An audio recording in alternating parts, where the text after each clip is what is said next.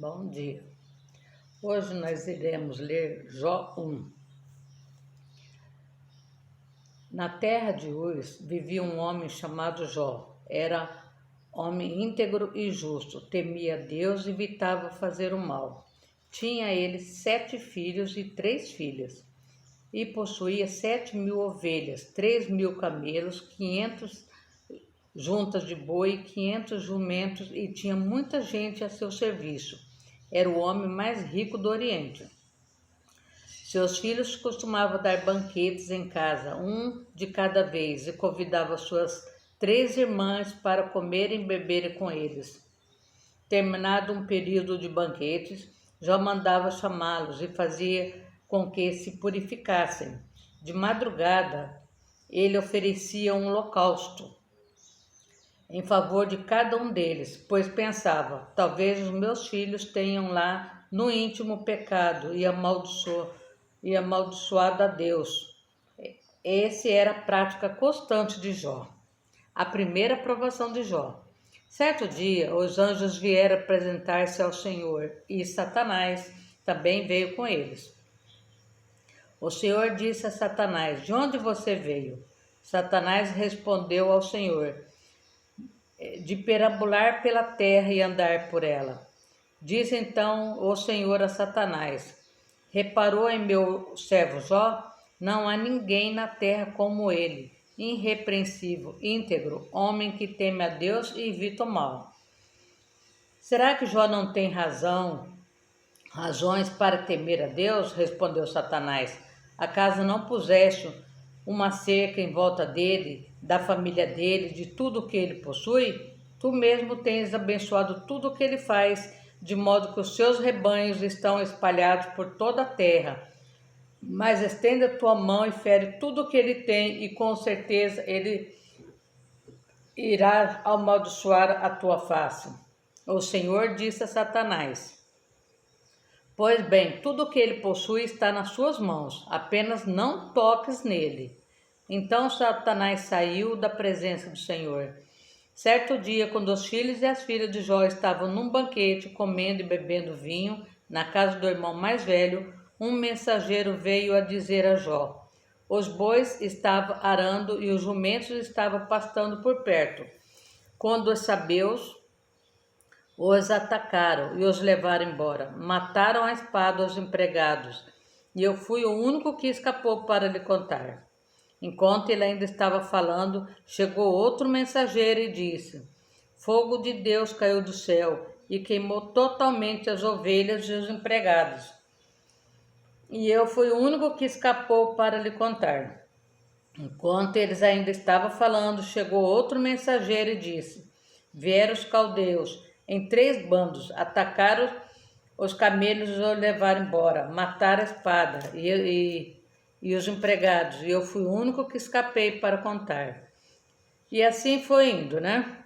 Ao ouvir tudo o que aconteceu, Jó levantou-se, rasgou o manto e raspou a cabeça. Então prostrou-se o rosto em terra em adoração e disse: saí nu do ventre da minha mãe, e nu partirei.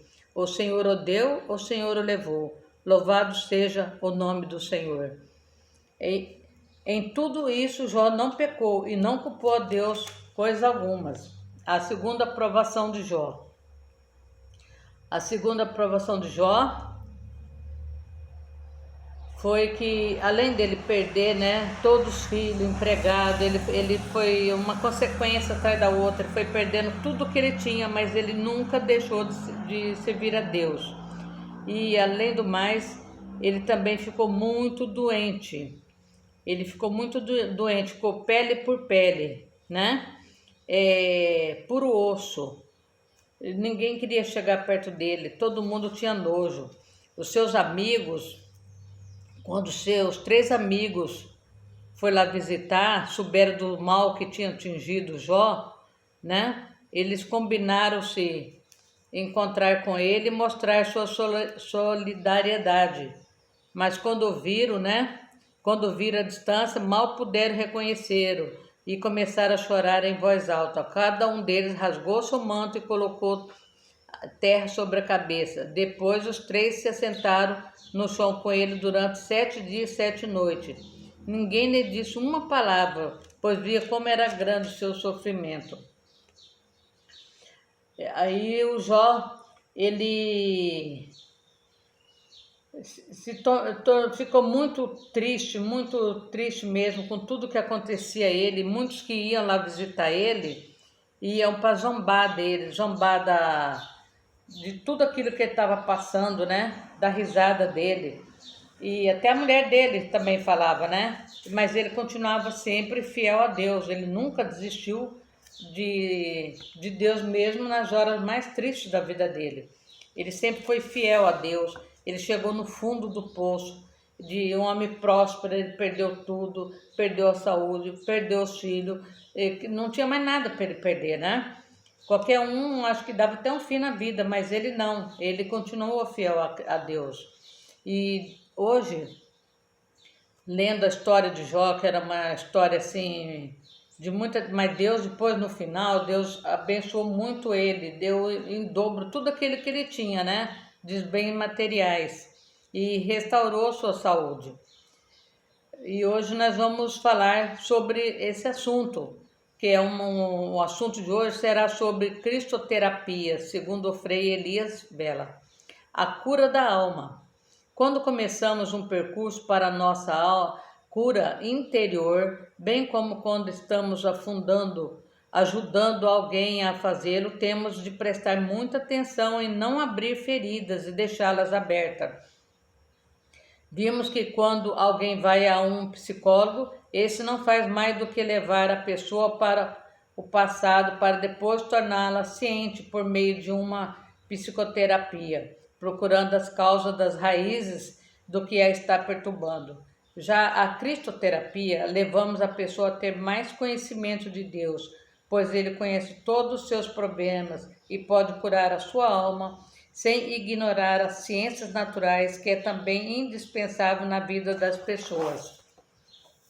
O que nos leva a alcançar esse extremo, ao esgotamento, é tudo que nós passamos, né? Como o Jó também passou, né? O trabalho, a ansiedade, crise de choro, sentimento, culpa, perda de um ente querido, rejeição, abandono, desemprego, doenças, né? A terapia com Jesus Cristo é a força espiritual que recebemos para enfrentar toda essa situação em nossa vida. Precisamos sempre ajudar a encontrar a raiz do problema através de diálogo, orações e lendo a Bíblia, pois Deus está disposto a te curar e te libertar desse sofrimento, enfrentar essa situação, agindo sobre nós e curando os nossos medos e traumas. Muitos se suicidam por não ter procurado a ajuda de Deus. Não ora, não lê a Bíblia, vão procurar deuses pagãos, né? Que não é aquele que cura, mas aquele que te engana. Um exemplo de muita superação foi José do Egito. Ele é uma prova viva do poder de Deus. E temos muitos profetas que passaram por grandes tribulações, mas venceram porque confiaram em Deus. Esses 3 amigos de Jó, eles nem precisaram falar muita coisa. Eles ficaram 7 dias lá, nem precisaram abrir a boca. Só dele fazer companhia e ficar lá vendo o sofrimento, Jó, vendo o que ele estava passando, já era um alívio para o Jó, né? E aqueles outros que ia lá só para rir e debochar do Deus dele, ele não se importou tanto, porque ele sabia que Deus estava com ele, né? Nós vamos agora fazer a oração do Salmo 11. No Senhor me refúgio. Como então vocês podem dizer-me, fuja como um pássaro para os montes? Vejo os ímpios preparar os seus arcos, colocam as flechas contra as cordas para dar sombra das sombras as atirarem nos retos de coração. Quando os fundamentos estão sendo destruídos, que pode fazer o justo? O Senhor está no seu santo templo, o Senhor tem o seu trono no céu, seus olhos observam, seus olhos examinam os filhos dos homens. O Senhor prova o justo, mas o ímpio e a quem ama a injustiça, sua alma odeia. Sobre os ímpios ele fará chover brasas ardentes e enxofres incandescentes. Vento ressecante é o que terão, pois o Senhor é justo e ama a justiça, e os retos verão a sua face.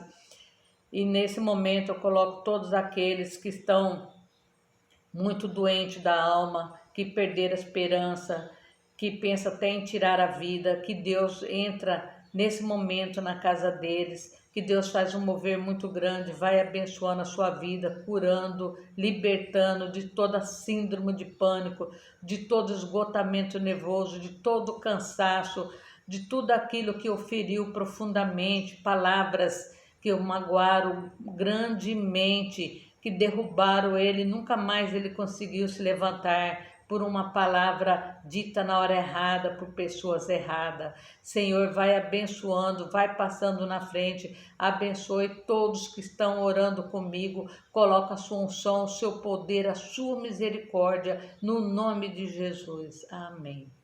Amém, muito obrigado, tá? Agradeço por vocês terem ficado comigo.